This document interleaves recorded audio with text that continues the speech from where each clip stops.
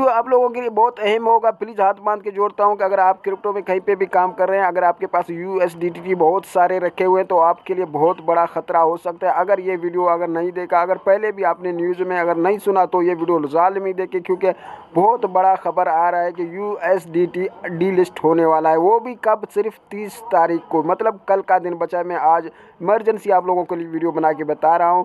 इसका वजह क्या है, क्यों होने जा रहा है, ये भी आप लोगों को बताता हूँ। इसके साथ में आप लोगों को ये खबरदार करता हूँ, आप लोगों को होशियार ज़रूर होना है यार, इसको लापरवाही नहीं करना है। जैसा कि लूना के साथ हुआ था, अगर आप क्रिप्टो में बहुत पुराने हैं तो लूना के साथ भी ये हो से लोगों का अरबों खरबों का नुकसान हो चुका था।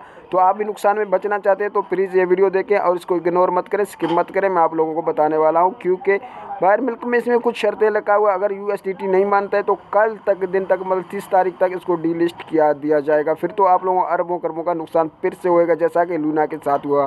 तो इसको बचने के लिए आपको लोगों को क्या करना है, इसके बहुत तफसील लंबा मैं आप लोगों को शॉर्ट से बता रहा हूँ, क्योंकि आप लोग बताए वीडियो ज़्यादा नहीं देखते लंबा, इसलिए आप लोगों का नुकसान नहीं हो जाए। अभी USDT जब भी अगर डीलिस्ट हो जाए तो आप क्या करेगा, मैं आप लोगों को बताना चाहता हूँ कि अगर डीलिस्ट हो जाए, इससे पहले आप लोग अपने चीज़ें जो USDT है उसे कन्वर्ट करें। कहाँ पे हमें ले जाना है वो मैं आप लोगों को बता देता हूँ, ताकि आप लोगों के लिए बहुत अच्छा बन जाए। देखिए USDT है, इसके अलावा अगर आप USDC में अपना जो जितना फ़ंड है उसको ले जाएंगे तो आपको कोई नुकसान नहीं होगा।